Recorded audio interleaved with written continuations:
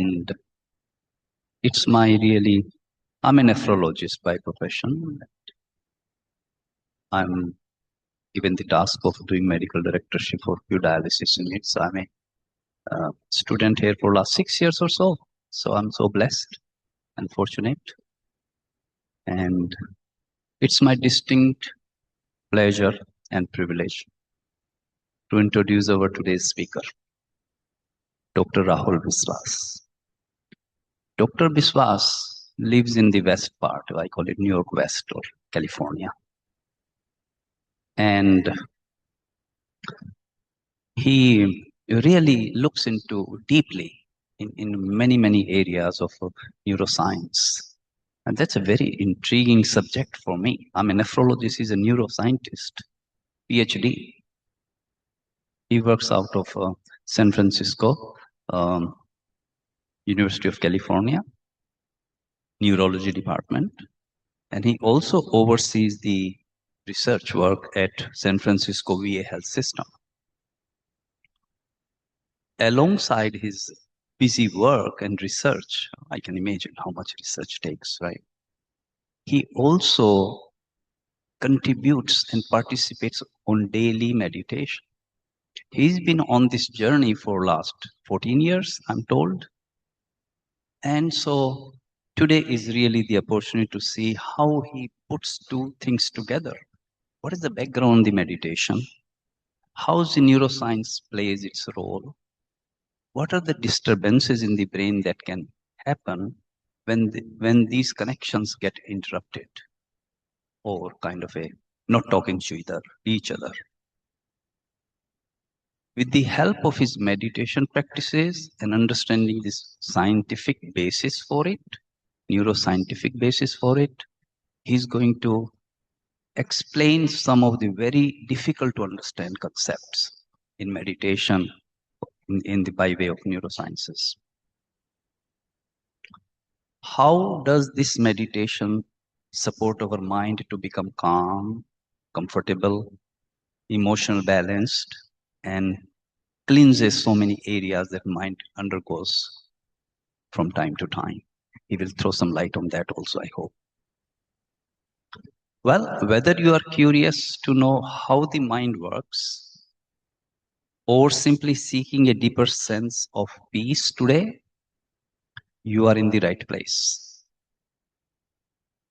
And we warmly welcome all of you. With that, Dr. Rahul, let me welcome you to the stage, please, if you can join me here.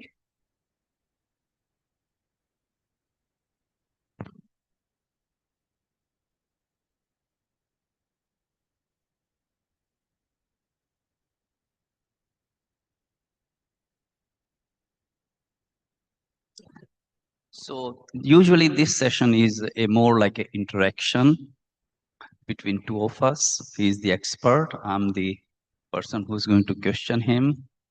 And his presentations are going to be very much interactive as well. So from time to time, if he asks you the questions or you have the question, you can actually intervene. And I think that's what we are aiming to do today evening. We should have a lot of fun, a lot of joy, and a lot of peace of mind everybody's looking for. And we will have a little bit better understanding by the time the session is done. That what meditation brings the changes and how those changes bring the meditation successfully. So that kind of approach I have in mind. And with that background, may I ask you, Dr. Biswas, how is it that meditation played role in your life? And why did you continue to do it 14 years now, right? And the journey is non-stoppable, right? So would you explain to us? Thank you. Sure. Firstly, greetings of peace, everyone. Great to be here at Great Neck at Harmony House. Lovely to meet everyone, all of you.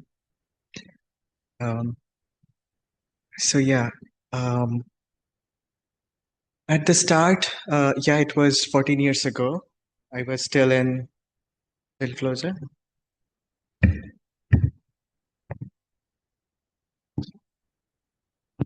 Okay, this works, right?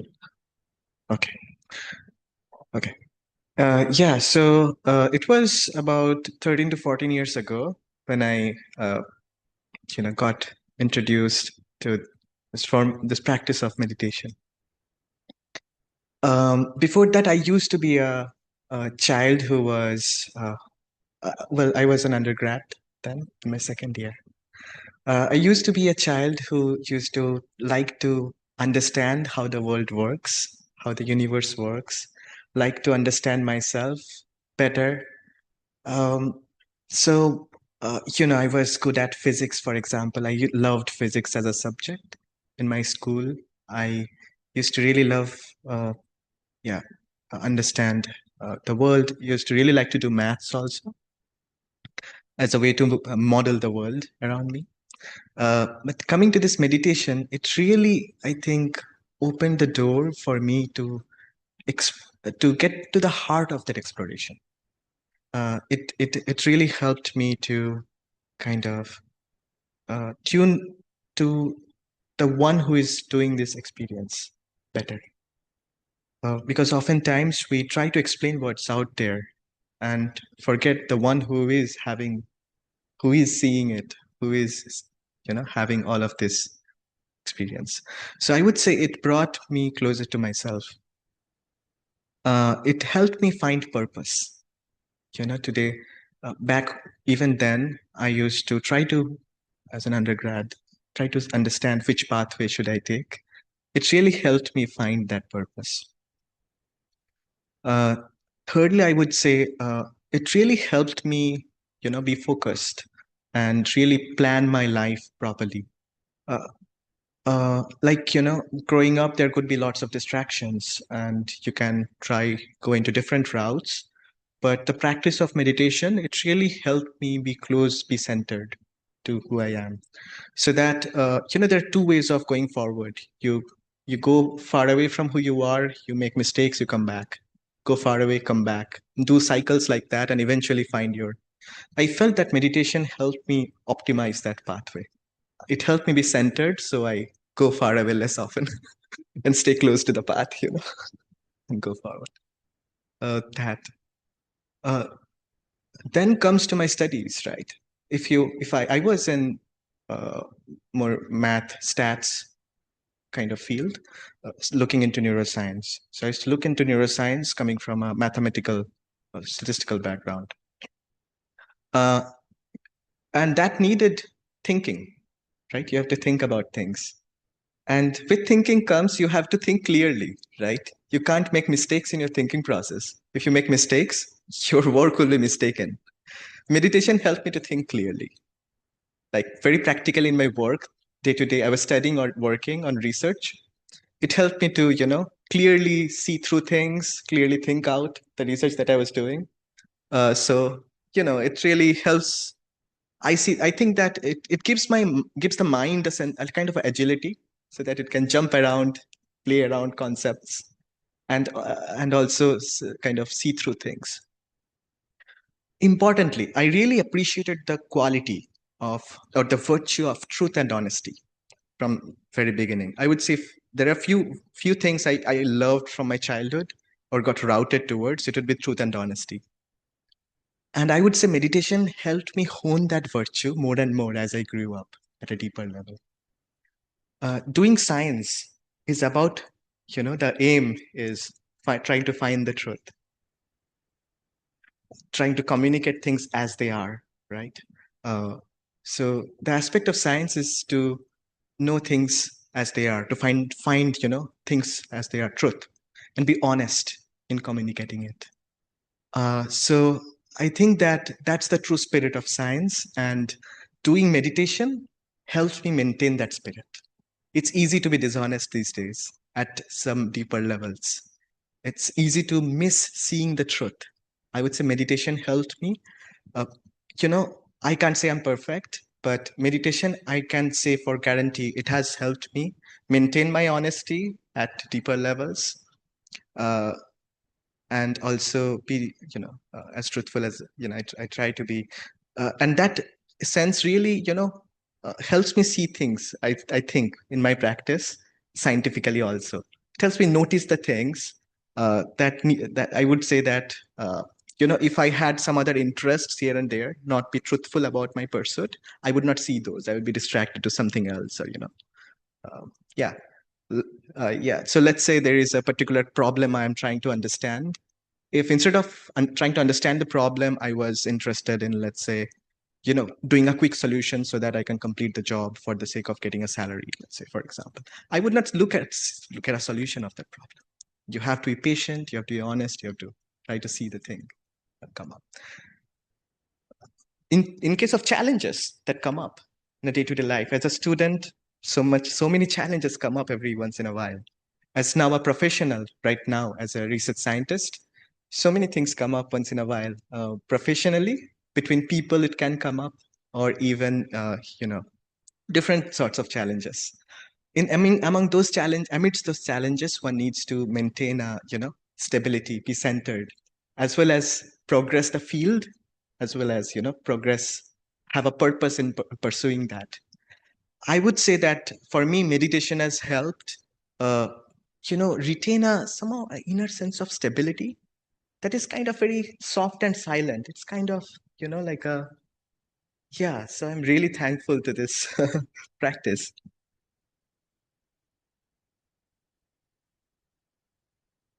That's wonderful. Thank you to start this stage a little bit on this. Truth, honesty, how you put it, meditation make you stronger and stronger Yes. in terms of your virtues, Hmm. all the quality of the individual, Yes. focused, Hmm.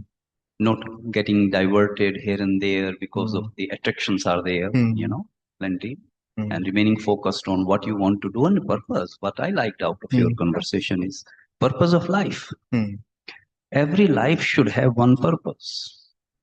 Once you identify your purpose of the life, then the rest can follow, right? And you also brought in honesty. When the meditation teaches you honesty in your research work, obviously honesty is the key Yeah. ingredient in any research work. It should be truthful, it should be honest, it should be based on what you're finding. Hmm. And that's how the science progress, and that's how science progress from A to Z. And if it is honestly and truthfully done, then it will be reproducible. Same results will come again and again. So that's the beauty of the science, and it's good to. But this is how meditation helped you Yeah. to see your path and to see your qualities that you maintained in your research. True. Right. Yeah.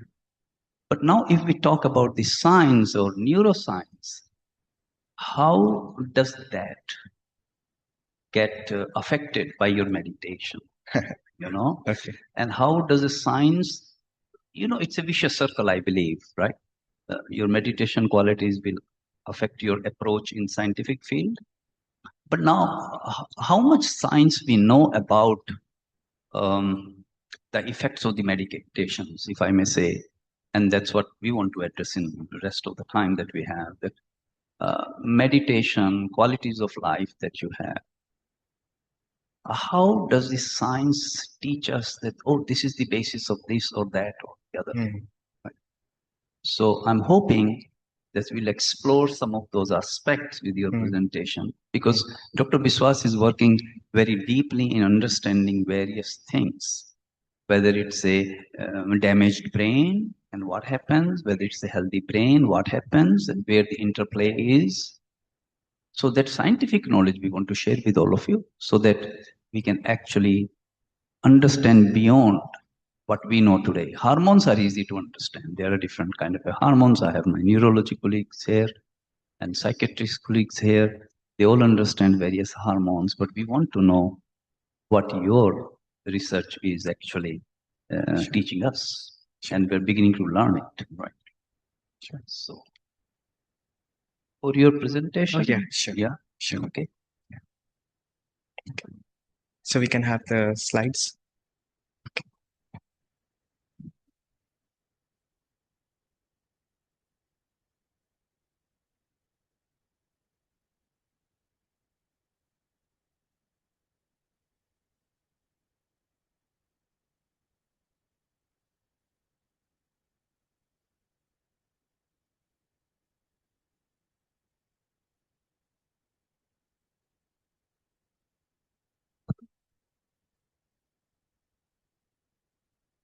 So as it's coming down, I'll give some background, a little bit. Oh, is this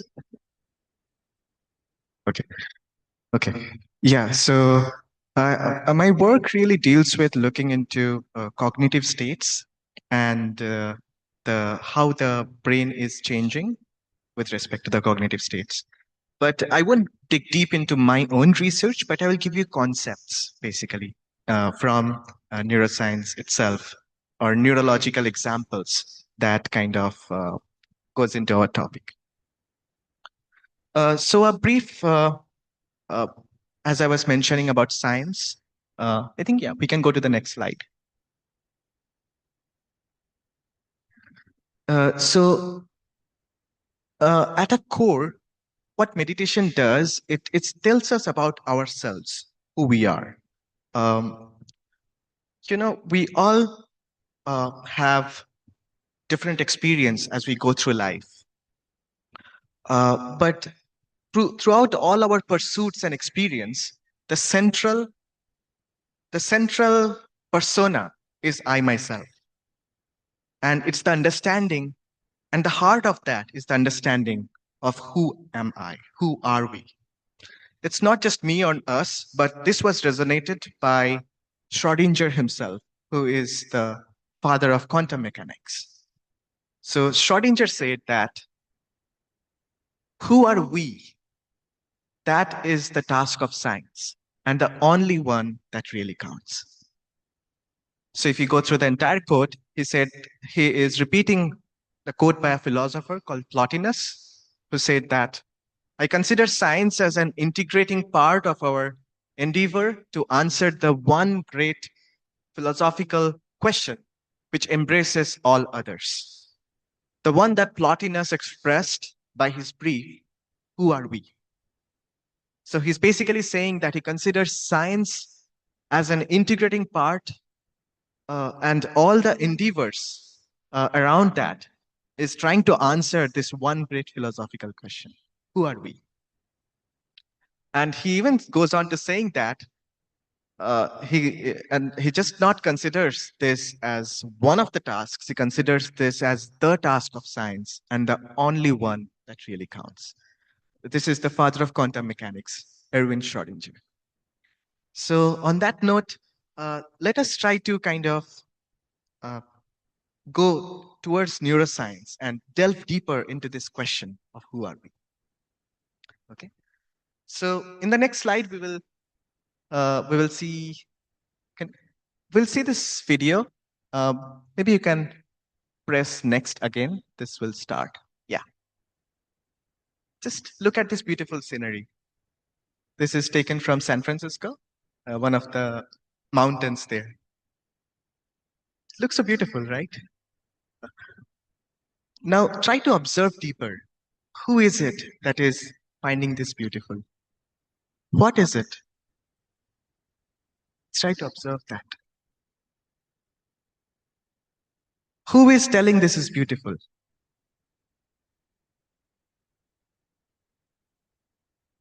We do feel it's beautiful, right? But there is a part of consciousness, right, that is getting that feeling. So in this talk, we'll try to explore, get towards that aspect of consciousness. Okay? Okay. Maybe you can go to the next slide. So this is about conscious experience. Do you mind pressing next again?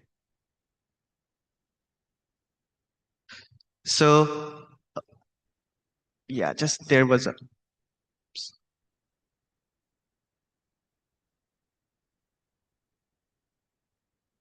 yeah, while that's coming up, so basically, conscious experience is one thing, and the other thing is what happens inside our brain. So inside our brain, we have neurons, right?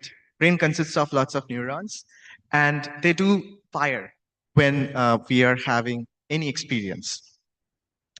Along with neurons, there are lots of hormones that are inside our brain. They play different parts. Sometimes some are like neurochemicals, they help in transmitting messages from between neurons.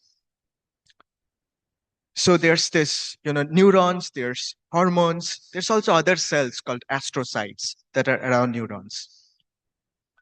But so when we are seeing something, let's say I'm seeing this room in front of us, what happens in our brain? Lots of neurons are firing that are helping us to see this. Oh, there you see a picture of what happens inside our brain. Uh, so yeah, explaining this function and neuron, and we can go stay at the previous slide actually. Yeah. So explaining this function and this neural circuitry is rather easy, but it is much harder to scientifically explain consciousness, the aspect of who are. So this is the mystery of subjective experience. So when we see a color in front of us, let's say this is of color red. If you think about it, these are just electromagnetic waves, right? That are hitting our eyes. And when they hit our eyes, they create some activation in the retina. On the back of our eye, there is an optic nerve that takes in those electrical signal to the visual cortex at the back of our brain. And from the visual cortex, that signal flows to other parts of the brain, like a circuit, like electrical system that you have in your house. We can understand that. We can poke electrodes to record the activity. But despite all the recordings, nowhere is the feeling of red in there. Where is red? It's just electromagnetic waves. It's just electrical signals. Does the house feel a red color because of its electrical circuit? Where is the feeling of red? We don't know the answer to that. Similarly, these hormones in our brain I was talking about, the hormones shift. There's like let's say 100 different names of hormones I can tell. At any given moment of time, one of the hormones are more than the others. Let's say if you're excited, let's say there's adrenaline that helps in, neurotransmission. Let's say you are suppressing yourself in doing something. There's another kind of hormone that's released that stops neural transmission. That happens. That's like, pressing a switch on, switch off in your house in an electrical circuit. So there are hormones shifting, but where is the feeling of love coming? There's no love in an electrical circuit. Where's fear? Where's sadness? Where are the feelings coming from? We don't have a clear answer to that. Chemicals are moving in our body, right? But we have a feeling of being alive. Do we feel alive? Right? Where is that feeling coming from? This is just an electrical system, just like our house. Is this house alive? House is alive. House can tell you it's feeling good today. The weather is good. Where is this feeling of being alive coming from? We don't know that. 400 years of neuroscience. We looked all through the house, looking at all the circuits everywhere. We couldn't uh, answer these questions yet. We're still looking. We're getting close. So, philosopher David Chalmers, who is a very famous philosopher, he said that there is nothing that we know more intimately than conscious experience. We all have a conscious experience? Do we or do we not? Raise your hands if you have a conscious experience. Okay. But there is nothing that is harder to explain scientifically, gathering all the pieces. It's hard. So this is famously called as the hard problem of consciousness. So in the world out there, in neuroscience, in scientific communities, whenever people talk about hard problem of consciousness, this is what they talk about. We are not able to understand our conscious experience. Okay. So I think we can go to the next slide, please. So this is the key question. We'll, try to kind of give some pointers on where does conscious experience arise from? Is it from the brain? So the goal is not to get an answer to this because no one has the answer to this. But we will show you some evidences from neurology that will hopefully give us some direction of thought where to kind of give us clues to where it's leading at. Okay? So I think we are ready? Okay. All right. So number one example. Next slide, please. So this is a real brain scan. On the right side, you're seeing the scan of a normal human being. Okay. So that white stuff you're seeing in the middle, that's brain. Okay, in the head. And from that middle part is like, well, like the midbrain, and then the brain stem, and then it leads into the spinal cord that comes down. So that's a normal human being. What's happening here? There's black stuff, right? We don't see a brain over there, like three quarters of the brain is missing, and it's being filled by the black stuff is cerebrospinal fluid. It's just fluid filling it, no brain. Now, can you imagine what will happen to this person without a brain? Third of it, yeah, 2/3 of brain missing. Do you want to throw out some guesses? What will happen to this person? Sorry? Normal? Okay. One guess is normal. Anyone else? Stroke? He will have a stroke. He couldn't live. He will feel a lot of pressure inside the brain, preventing him from acting normally, right? Got it. Yeah. Right. Okay. Fair enough. I think we'll see a few more such examples, okay? And then we will discuss about them. Next slide. Look at that. It's all gone. No brain inside. Uh, so this person also had a lot of his brain missing, right? So I think similar conditions. Do we have one more picture probably? Shall we see the next slide if we have? Oh yeah, this person uh, has a condition.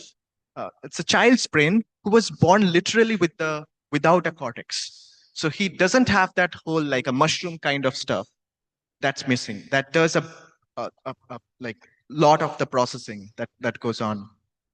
Pretty much all of the processing that goes on in the brain. So that entire volume is gone for this child. Okay. What do you think will happen to him? He will be dead after birth. So this is when he was a child, just born, baby.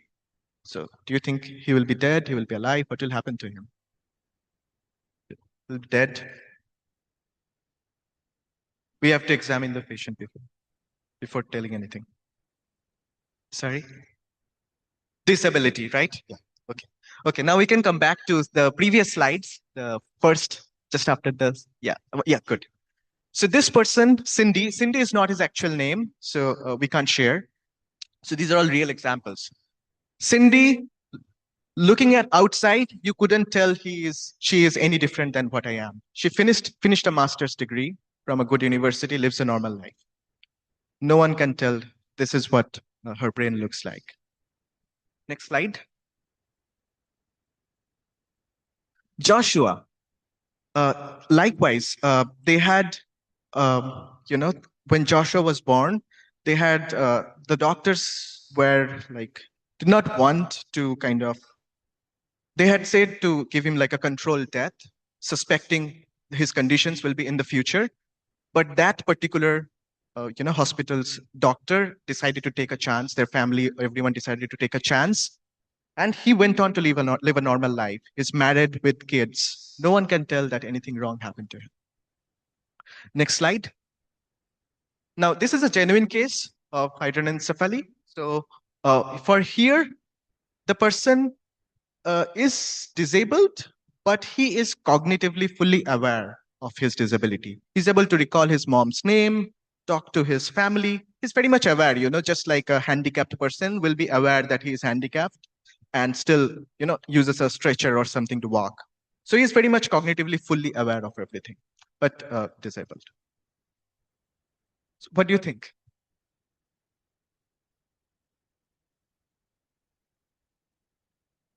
Sorry?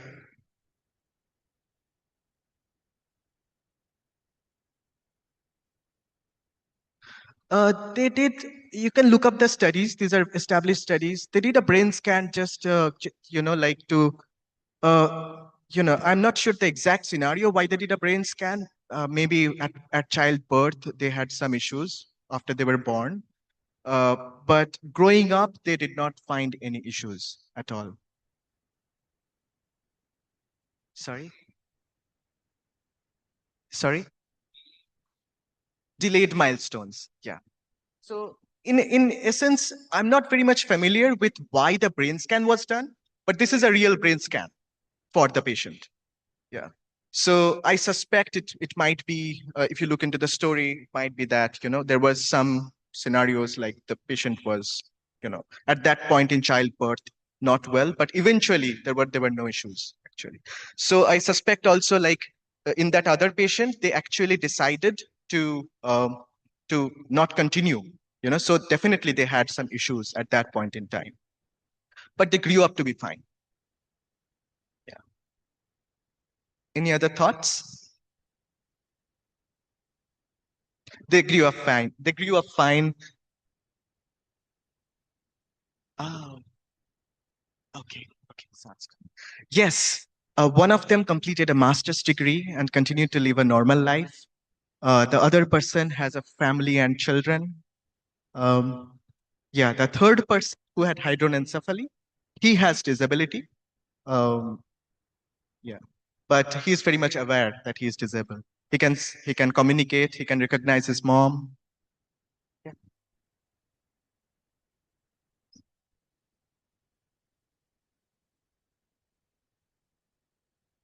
I can bring the mic to anyone who's asking. No, these are established in literature in neurology. Yeah, yeah, yeah. Dr. These Sati? are established, published work in neurology. So yeah, you can all feel free to look these up. These are published Okay. work.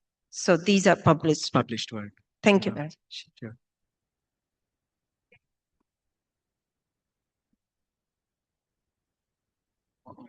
One second. Let me bring mic to you so that we can all hear your question. What I'm saying is, what kind of training or rearrangement did that person with a brain like that be able to kind of live a normal life? It didn't just evolve. What did they have to do with that person? They had mild difficulties, as you can double check the literature going back, but there was nothing special that they need to do. No special training. They grew up to be just fine. Like in the early childhood, there were some issues. They need, like a difficulty in normal functioning. They had to be. You need more care, but it's not a functional cognitive issue. They were just fine. So this is surprising, right? It looks like even without. So that what I get out of this, I will say, not to. Sorry. Yeah. Go ahead. Yeah. Yes, it appears that there's been a great deal of deficit when it comes to the awareness of the heart, the wisdom of the heart, because the heart is the first organ that is formed in the human body. Mm. And what we need is more heart-guided, centered humanity, because today is the evidence of our inhumanity to the dropping of the atomic bomb in Hiroshima in 1945. Mm. And then this Sunday is the anniversary of Nagasaki. So we definitely need to get away from the retaliatory reactive brain, and no matter how we try to basically, bring it to harmony, it is only the heart that can bring us into heart coherence, as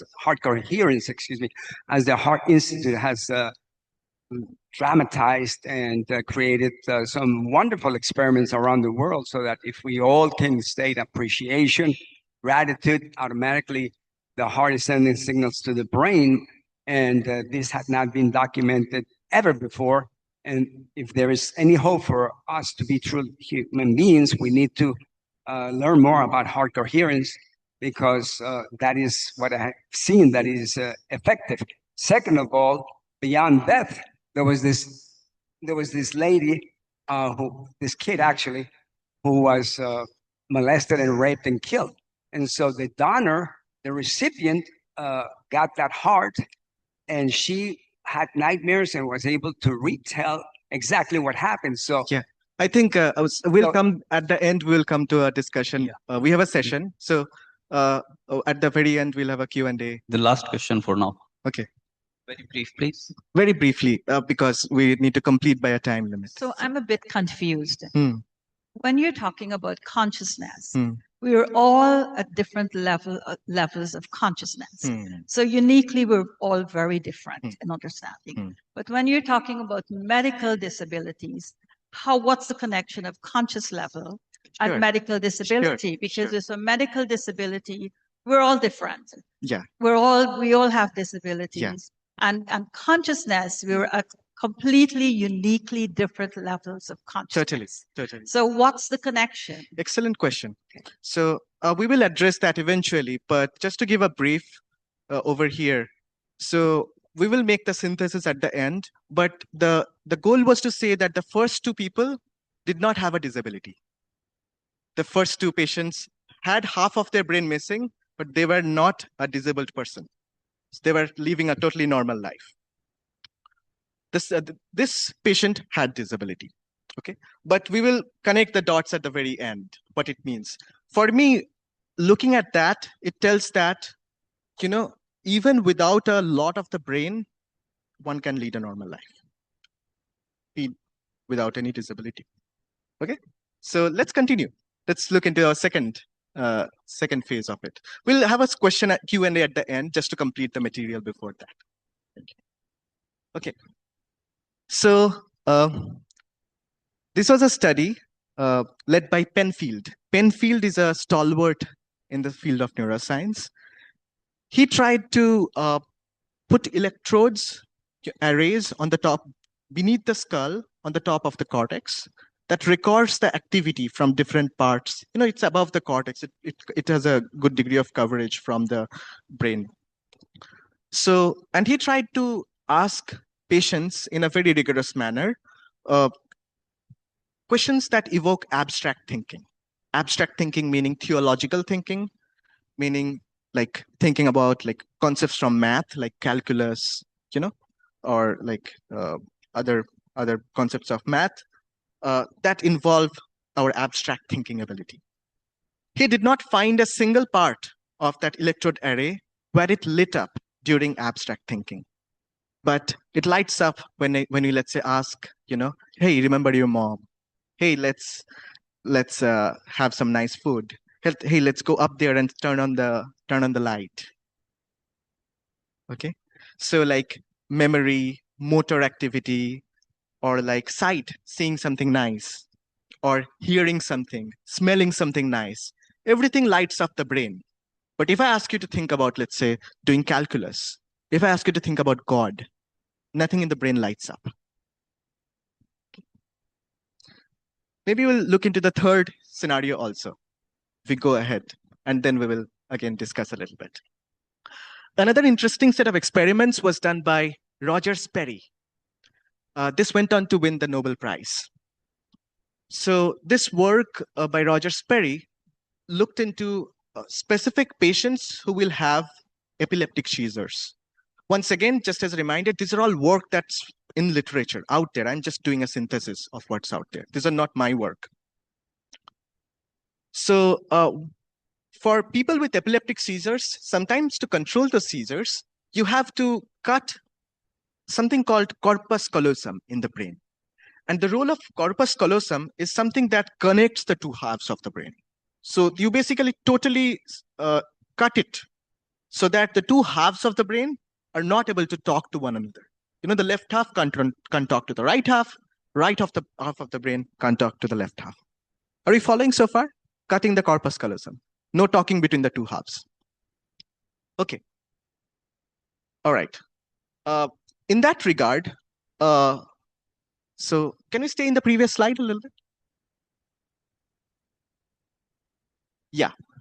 So he saw that even if you cut the two halves of the brain, there was some like subtle disabilities that appeared revolving around perception and motor and sensory functions.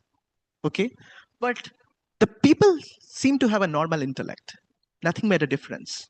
Like they could, what a normal intellect means, right? Like if you do like a psychology experiment of a abnormal intellect, it doesn't fit the bill, right? They can talk normally, interact normally, understand everything well. So yeah, this seemed to have a normal intellect. And that was kind of strange, you would expect, hey, the brains, two halves are not talking to one another, still normal intellect. Interesting. So next slide. This work was carried forward by Justin Sergeant. So he did a specific experiment wherein, he showed two different arrow directions to the two different eyes. You know how our eyes and brain function? The right eye sends information to left side of our brain, and our left eye sends information to the right side of our brain. So what they did was they did something, showed one direction's arrow to the left eye. So, right eye can't see that. They placed it. And another direction's arrow to the right eye so that the left eye can't see it. So basically what's happening? One half of the brain is seeing one direction's arrow. The other half of the brain is seeing the other direction's arrow. Now he was asked, what are you seeing? Like, he was able to tell, I'm seeing two arrows in these two different directions. One arrow is to the left and the other arrow is to the right. So how was he able to tell that? It's intriguing, right? I'm not saying it's proving something, but it's intriguing. It invokes our thought process to think about it.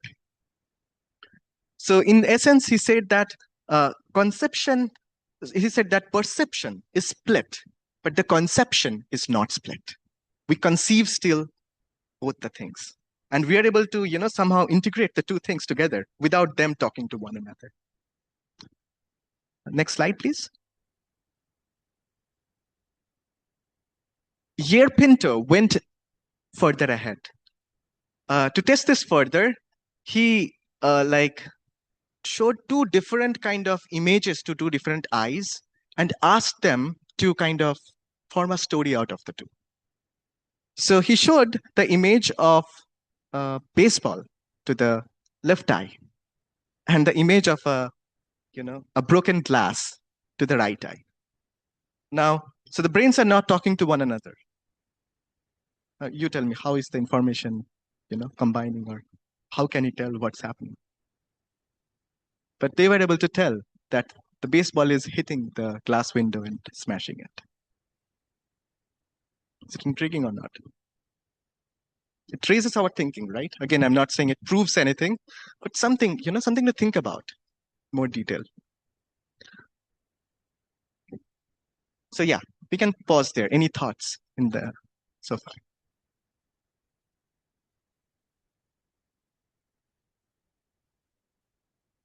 So yeah, so a lot of the evidences come up in different contexts that, leaves us thinking about how we perceive the world.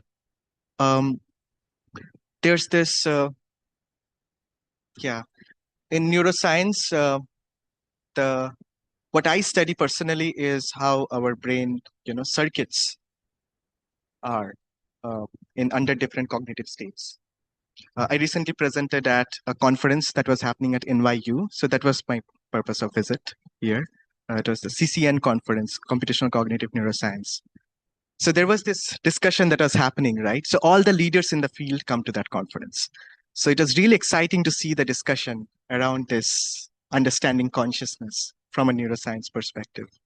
And I can say that we are just starting to kind of begin that journey after 400 years of neuroscience. And it's not me telling, it was the keynote talk at the conference. The first keynote, is the keynote that covers the entire progress of the field in the last 400 years. So yeah, we're just beginning to understand consciousness. Like how we perceive everything around us. The purpose of showing these few examples is just to kind of like excite ourselves to appreciate that direction. See, there is, we are conscious, we know every day, but yeah, it's a mystery, right? How that happens. But that also brings a lot of opportunities. We'll talk about it. Any thoughts you want to share at this moment? Yeah.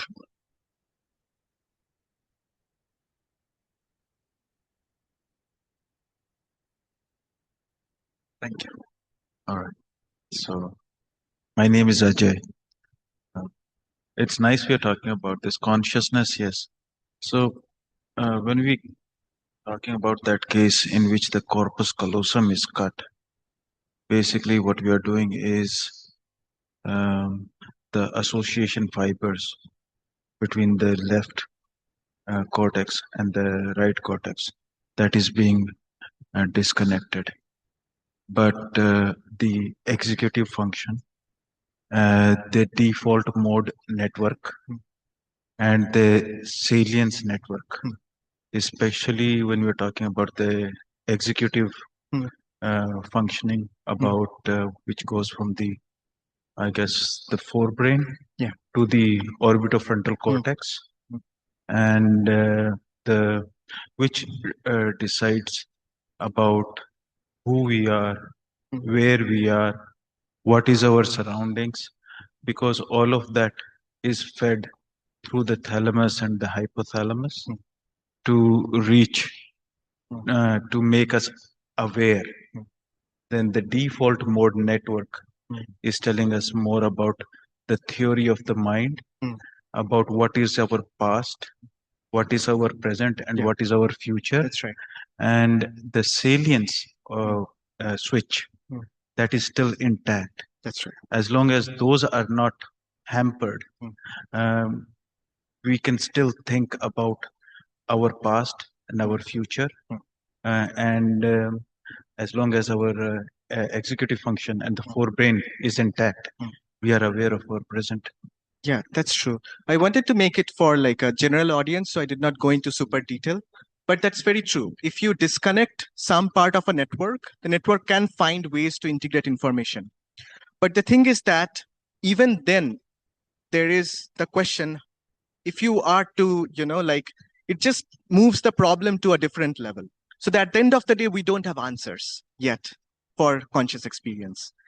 Even if you reroute the network, that is true at the end of the day, that we're still not able to explain conscious experience. This just give a hint of 1 or 2 scenarios, 3 or 4 scenarios towards that direction, basically, for a general audience.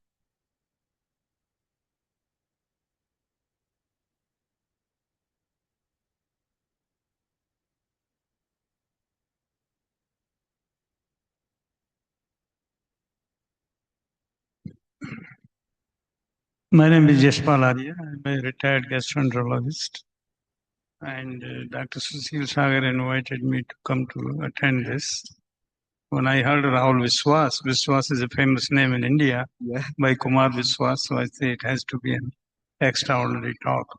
But anyway, I have heard a lot of lectures of David Thomas in NYU, especially Swami Sarvpriyanand, who is the head priest of Ramakrishna Mission in New York. He's very much in this consciousness. And this heart problem consciousness has never been resolved, and we're looking forward. My question, what I think that in our Vedas, our rishis and munis have been thinking over thousands of years before.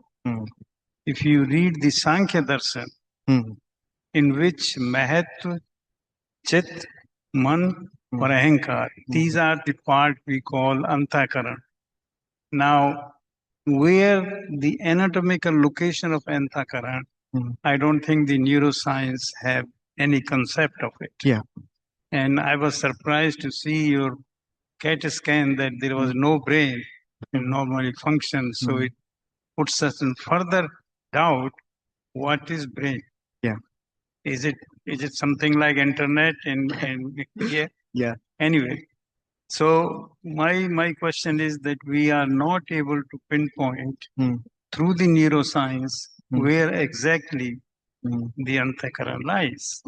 And the other thing, like you showed the red color, but when, like in our body, we have physical body and swapna state and deep sleep. In swapna, we see colors. Yes, indeed. And they give us real feeling. What is happening? Where these colors are coming? The mind is producing them. Exactly. And it is the neuroscience scientists like you is going to show us what is happening in the deep sleep. Exactly. So it is a very interesting subject. And yes, we have to learn a lot. And we have learned a lot from your talk. Thank you very much. Sure thing. I'll share there are a few more slides. Actually. Thank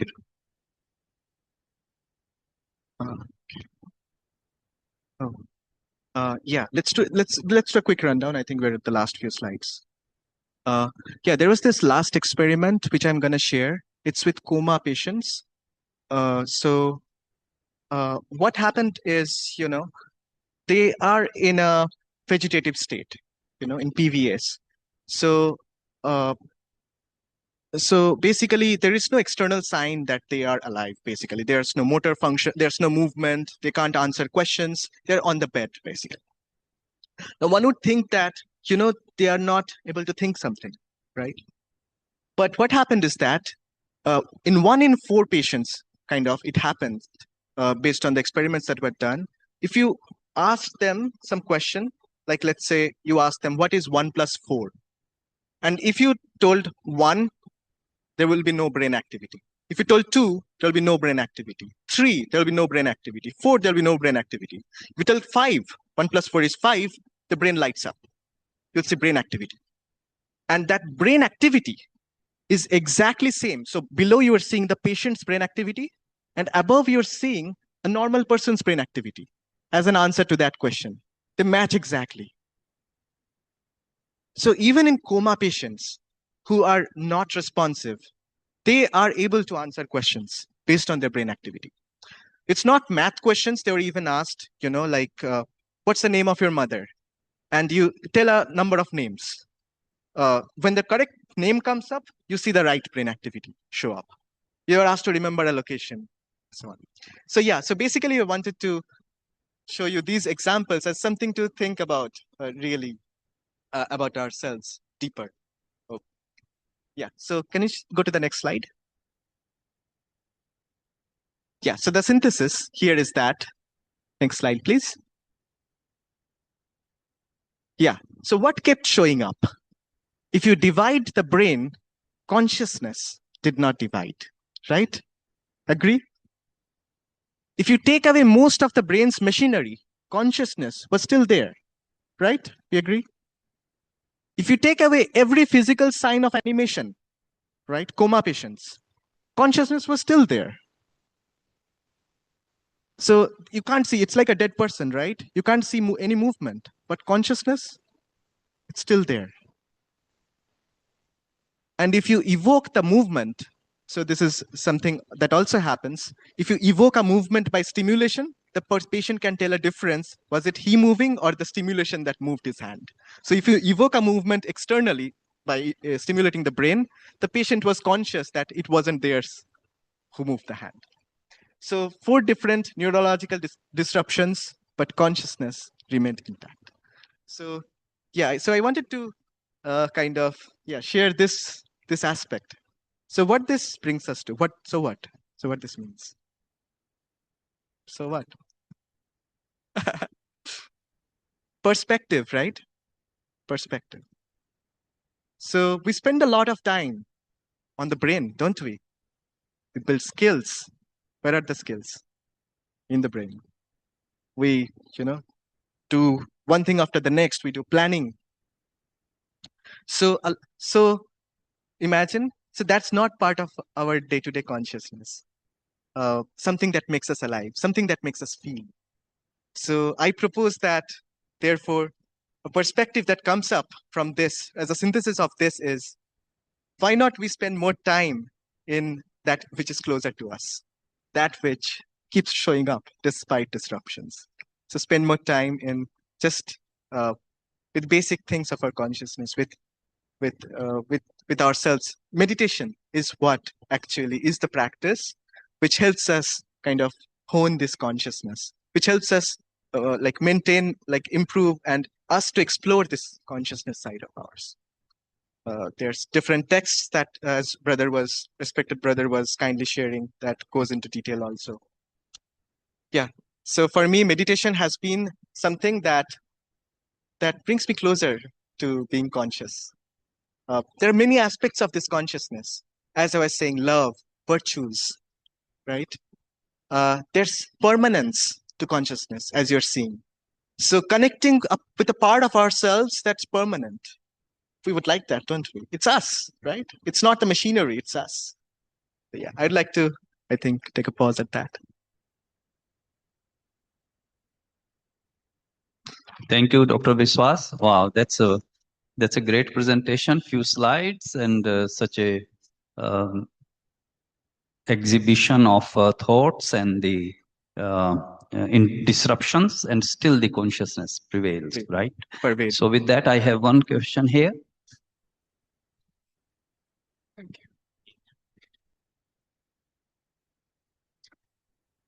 you. Number 2, the one that you showed. When I looked at the picture, I thought that was a cadaver. I thought if he's living, I don't think he was living.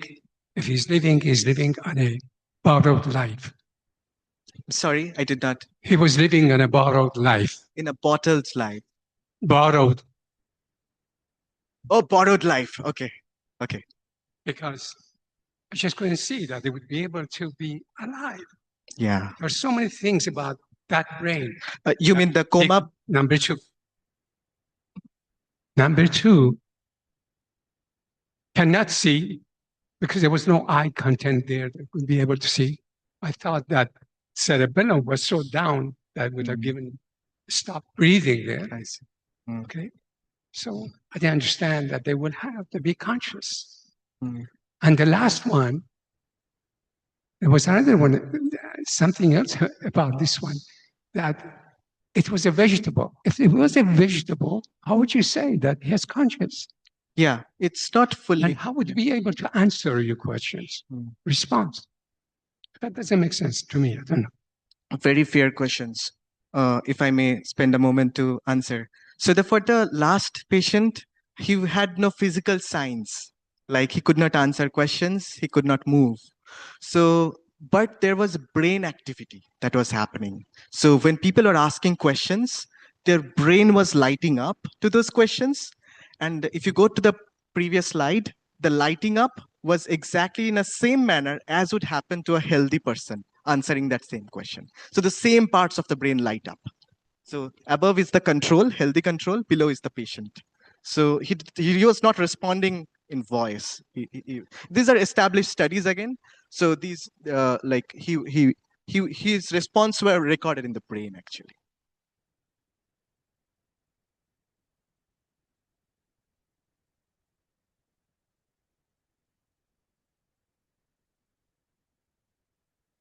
Question now? Is there such a thing as an aging brain? Yeah, totally. What happens to an aging brain? That's a different area in altogether. There are departments on trying to understand the aging brain. Part of it is, as normal aging process happens, different parts of the brain starts to fire, less, like the transmissions become weaker and weaker. The way the plasticity becomes less and less. So, different things happen. Often like a disease that happens is certain chemicals started accumulating in parts of the brain that disrupt the communication in the brain. Like Alzheimer's is a common example of a disease that happens. Certain chemical gathers in parts of the brain. Different stuff happens with aging. But for Alzheimer's, there's a study that says that if you are doing meditation for like 10 years, or 10 years or so, that helps delay the onset of Alzheimer's. So there's research that shows that also. I think they were doing some specific kinds of meditation. In general, what I understand, if you keep your mind active, your brain active in different things, like meditation, remember a set of things, your brain will be healthier for a longer time, basically. Yeah, but we can talk later, okay? There's an interesting topic, how our brain ages. Thank you, Dr. Biswas. And all my questions, I wrote down a lot of questions for you, but I think you answered everything. You talked about abstract thinking, what happens, you also mathematical concepts and the coma patient. Those were my questions. So thank you for a very elaborate talk. I think it's a lot of deep understanding of how meditation, it gives you further depth in understanding certain things we know very little about. And with that, I thank you, everyone, and we will proceed to our next Yeah, please have a seat. Dr. Anjani, I will request you to lead us into meditation. And that meditation is going to be a unique experience for those who are here for the first time or not regular visitors. So I will request sister in a minute. She should be here.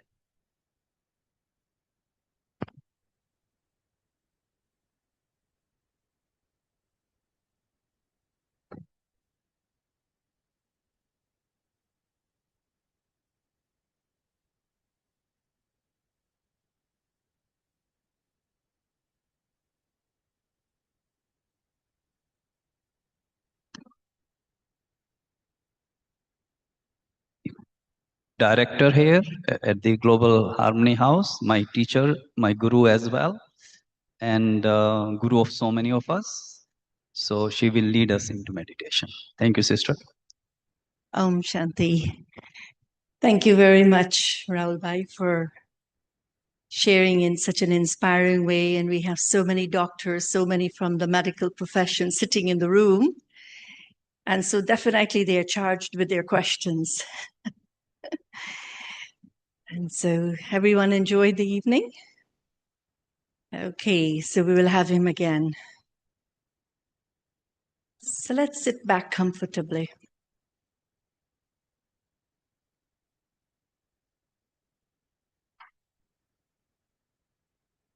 And let's ask ourselves, who are we? Who am I? It's a very important question. Who am I? Who is asking this question? Who am I? And why is there the curiosity even to know who I am?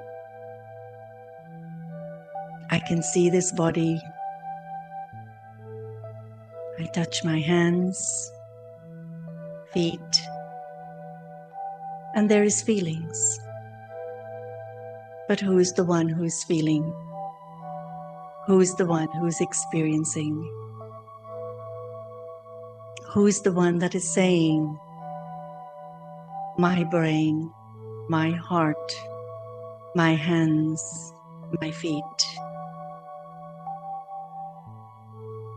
There is that conscious awareness that there is the energy of light that is using this body. It is this energy that has the capacity to feel peaceful or to even be upset. When I like the things that makes me happy, I am happy. And so who is the one that is going through all the emotions? It is the soul, who is the conscious being, the being of light, the being of pure energy. When I think in peace, when I think of peace, I can feel there is a shift in my energy. It is my mind that is creating these thoughts. Each one of us, we have the capacity to think. The moment I wake up in the morning until I go to sleep, my mind is engaged in thinking. Let me take a moment through the day to pause and to create the thoughts I would like to experience in a very conscious way. Even for 1 minute, just to become aware that I can create the thoughts that I choose so that I can be peaceful, it will make a difference in my life.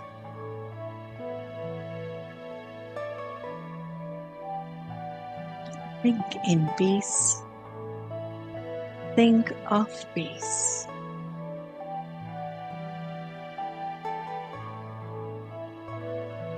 And feel the light within. The light of peace.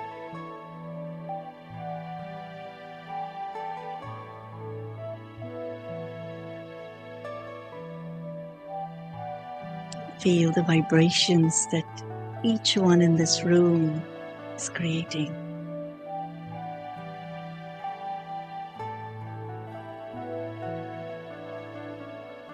It is the vibrations of peace, which is not physical, but yet there is the experience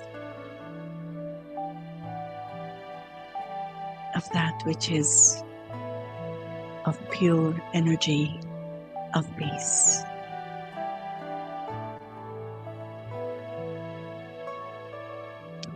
Om Shanti. Om Shanti. So Om means I'm a soul, and Shanti means just be peaceful. Om Shanti, and thank you again very much for joining us this evening. And thank you, Rahul Bhai, for being with us. Om Shanti.